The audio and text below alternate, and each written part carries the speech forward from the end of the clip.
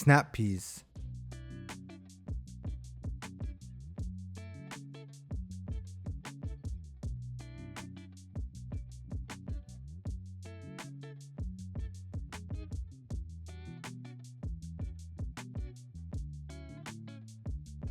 Now you want to make sure when selecting that they're firm and crisp.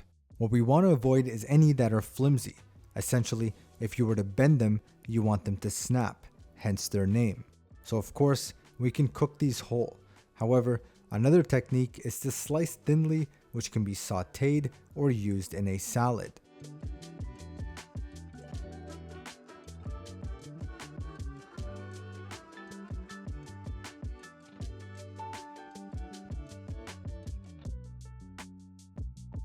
We can also break them up and only extract the peas inside.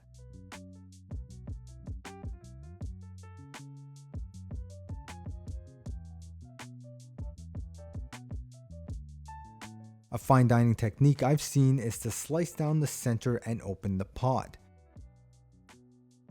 Remove the peas, and here's our pods intact.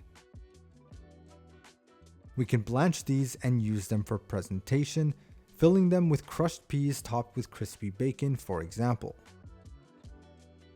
We can also slice the pea pods and use as a garnish or incorporate into a pea soup.